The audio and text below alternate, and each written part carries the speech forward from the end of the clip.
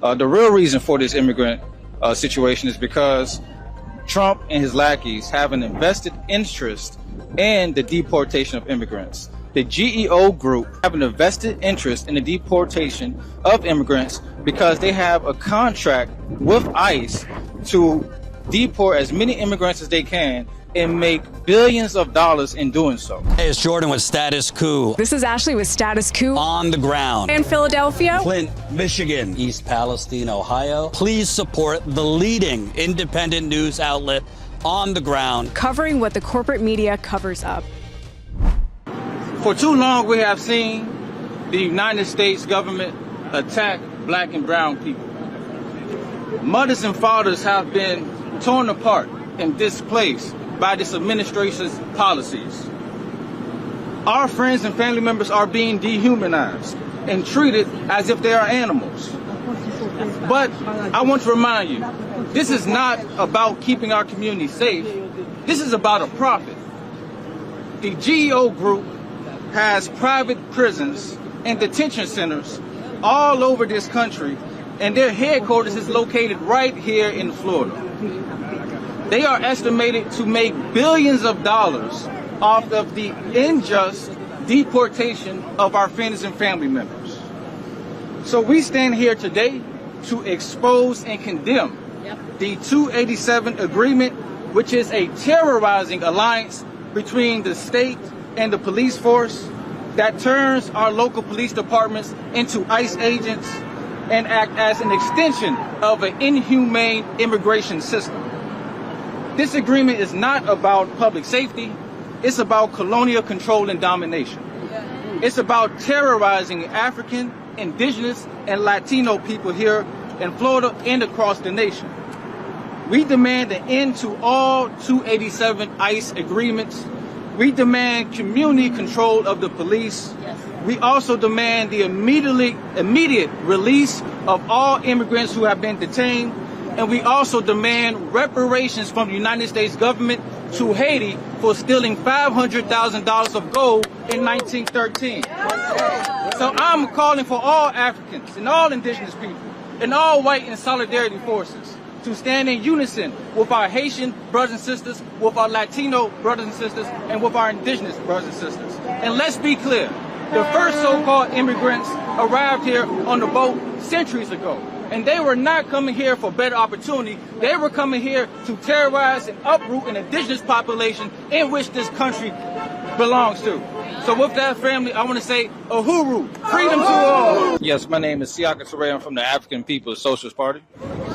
Excellent. And so, again, GEO Group. Why are we talking about GEO Group here in Broward County in Pompano Beach, Florida? Yeah, the reason why we're talking about the GEO Group is because the Republican Party has done a fabulous job by creating this narrative that the immigrant situation here in this country is about keeping the community safer, which is farther from the truth. It's nothing but a lie. The real reason for this immigrant situation is because Trump and his lackeys have an invested interest in the deportation of immigrants. The GEO group is the largest owner of private prisons here in America, prisons for profit. And they have an invested interest in the deportation of immigrants because they have a contract with ICE to deport as many immigrants as they can and make billions of dollars in doing so. They are a country that is on the ticker. You could buy stock of this organization, and they are located here, right here in Florida. And I think it's important for all people to recognize this situation, to look through the curtails, to see the truth about is really the real narrative here, which is about deporting people for profit and putting money in their own pockets. Support this critically important on-the-ground reporting as a Status Coup member and get great perks. Become a member right here.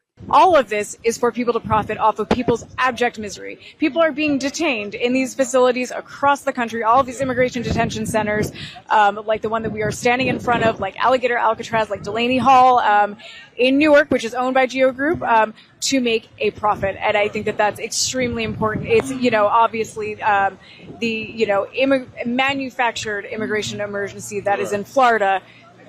We know why that's happening. So to not create a pathway for other immigrants who are truly facing dire situations in their countries, situations that were promulgated and caused by the United States destabilizing countries like Haiti, interfering in elections, causing coups, taking money, controlling the economic and political activity of these countries. For the United States to dare lift its tongue and paint these people as the true criminals, I challenge everyone to look in the mirror and see who the real criminals are, because the real criminal is sitting right there in Washington.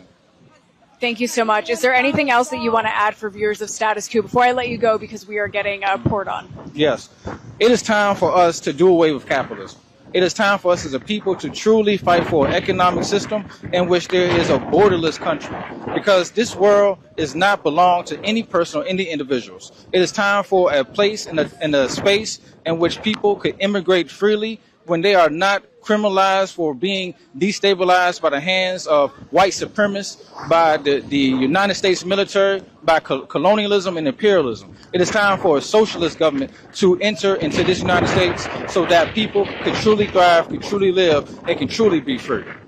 Okay, my name is Sandra Scheffler. I'm actually a practicing attorney. I'm a host on a creative podcast that's called Race and the Races. And also Christine and I, we and another young lady, we just started what we call the TPS Next Steps, where we're offering solutions to migrants on what it is that they can do in the face of what's happening in the administration. So we've had several town halls already, and we have a couple coming up next week. We're actually getting calls from across the state to go ahead and bring this information to them because it's very important.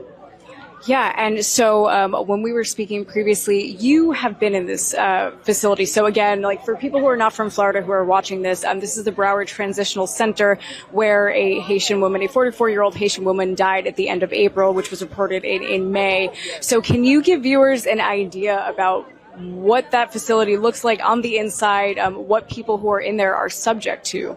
So for the most part, like I've been to several different facilities because I've been practicing for over 26 years, and I can't say that it's a bad facility. What I can say that's happening is because the enforcement that's happening, a lot of places are dealing with overcrowding, and the ability to have staff meet up with the numbers of folks that's trying to be detained is probably what's giving facilities a bad name. There are a lot of hardworking people that are there. They're doing the best that they can given the circumstances, but the reasons for most of what's happening right now is just the fact that this administration has decided that they're going to try to detain 3,000 people a day, put them in places that they don't have space for, put them in places where they don't have staff for, and that's why we're running into a lot of the situations that's happening right now.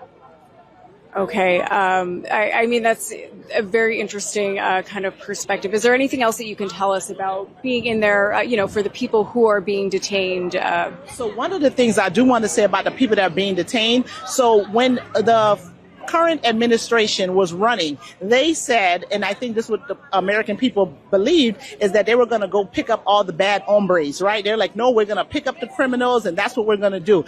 I'm here to tell you that that's not what's happening. I'm not saying that some criminals aren't being picked up, but the majority of people that are being picked up, at least from what I've seen, are not criminal aliens. Now, they may be somebody that's been arrested, because that's the easiest way for immigration to know that they're here, is that they're arrested. Half the time they haven't been, the case hasn't been prosecuted. We have a presumption of innocence in the United States. So how is it that you're detaining someone, putting them in a situation where they cannot have their day in court? So you have a lot of that happening. Or you have the folks who did everything right. They came in with what they call CBP-1, which meant that they were supposed to remain in Mexico until they got an appointment to come to the United States and have an interview. They got paroled in. Those individuals are being picked up. What they're doing is that they're calling them in early from the normal reporting date that they have, and then they're picking them up from that. Now, so during the campaign, it was like there are a whole bunch of people that are in the United States, a whole bunch of undocumented folks that are in the United States, and we need to know that they're here. What I'm telling you is the people that they're picking up, the people that they're picking up are the ones that they know that's here. The folks who told them that they were coming in through the border. The folks that applied for asylum to let them know that they were having problems in their country. The folks that have pending applications with USCIS and with the immigration court. They're picking up people who are in court. They were like, well, people aren't going to show up. Well, the folks showed up. even people are showing up after it's been reported that people are getting picked up from court, but they insist on picking them up. So these are the people that are being picked up that's putting stressors on a lot of these facilities that are detaining folk and giving a lot of people bad names who are really, at the end of the day, they're like, they have bills to pay. They got to come to work, and they're having to deal with this because we have an administration that clearly does not have anybody on staff that understand immigration law, that understand immigration policy, that understand how this works, and this is why we're having these outcomes, and that they're proud of themselves, that they're building something that's called Alligator Alcatraz. That's an environmental problem for one, and my understanding is that that's near Native American land, which you're not supposed to be able to build on in the first place. And I know this because a friend of mine was building her house. When they dug up, they found bones, and they had to stop construction immediately. So I know if that is protected land, they absolutely are wrong and against all kind of laws by building in that space. And these are the people that we're dealing with that are lawless, and I'm tearing up everyday American families by what they're doing. Yeah, I mean, you said so many things that if we have more time, no, that's great. If we have more time, I would follow up on them. I would just say we've been reporting in front of Alligator Alcatraz for the last few days. That's why we came down here from New York. And I mean, that facility was put up in 8 days. It's already flooding.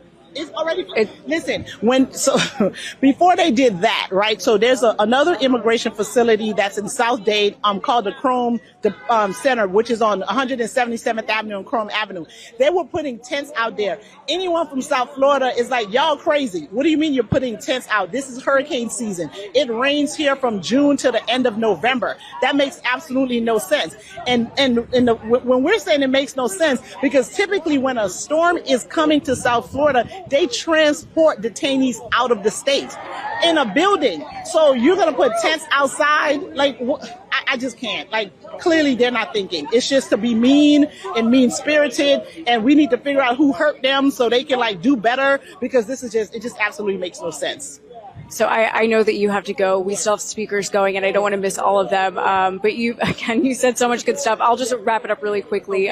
We are seeing understaffing in these facilities, and you wanted to stress that, they're working people too. We were at the immigration detention centers in New York at 26 Federal Plaza, and we had our own experience seeing that these ICE agents are also working people who are trying to do what they think is right. I have to say, I'm not convinced that all of these people who are jumping out snatching folks are really ICE agents, right? I've been in this field a very long time. I didn't know they had that many employees, so I don't know what's going on. I don't want to accuse the administration of something that I don't know, but I'm very surprised that they have that much people to go out and do the things that they do, because they've always had staffing issues. So I don't understand. I don't know what's happening here. I believe part of it is that they have been deputizing local officers and things of that nature. So that's their story, and they're sticking to it, then okay.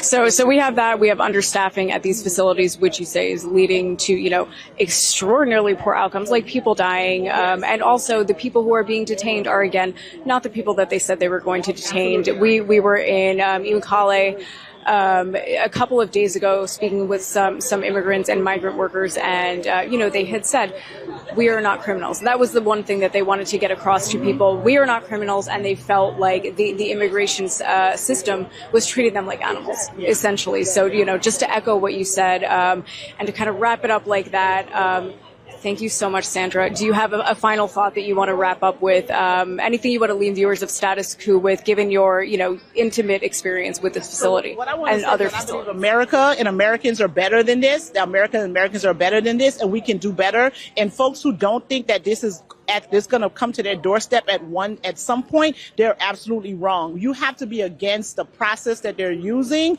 the process that they're creating to do this to people, right? Because they can just transfer that over to any other population that they want to attack. So we want people to just really open up your eyes and just see the inhumanity in what's happening right now. Thank you so much, Sandra. Really appreciate your unique perspective on all of this.